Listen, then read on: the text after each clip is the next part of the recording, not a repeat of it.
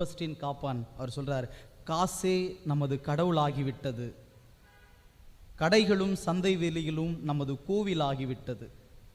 காசே நமது கடவுளாகிவிட்டது, கடைகளும் சந்தை வெளிகளும் நமது கோவிலாகிவிட்டது. புது புது சொகுசுகளையும் சுகங்களையும் வாங்கி அனுபவிப்பதே நமது வழிபாடாய் மாறிவிட்டது. விளம்பரங்களை பார்ப்பதே தினசரி தியானமாகிவிட்டது. விளம்பரங்களை பார்ப்பதே தினசரி தியானமாகிவிட்டது. அடுத்து என்ன பொருள் வாங்கலாம் என்று சிந்தனையே ஜெபமாகிவிட்டது.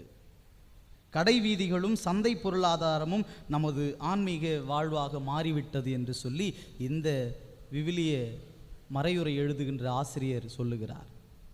ஆக இப்படிப்பட்ட பிரச்சனை நம் வாழ்வில் சந்தித்து கொண்டிருக்கிறோம். இதில் எங்கும் கடவுளை காணுவதற்கான ஒரு முயற்சிகள் இல்லாமல் இருப்பதை கருத்தில் கொண்டு அவர் சொல்றாரு, இதுதான் என்னுடைய அன்றாட வாழ்வாக மாறிவிட்டது. இந்த இடத்தில் கடவுள் வேறொருவராக இருக்கிறார், கோவில் வேறதாக இருக்கிறது, வழிபாடு வேறு ஒன்றாக இருக்கிறது, ஜெபம் வேறொன்றாக இருக்கிறது, என்னுடைய ஆன்மீக வாழ்வு வேறொன்றாக இருக்கிறது. அதையெல்லாம் மாற்ற வேண்டும். அப்பேற்பட்ட பிரச்சனையை நம் சமூகத்தில் சந்தித்து வருகிறோம்.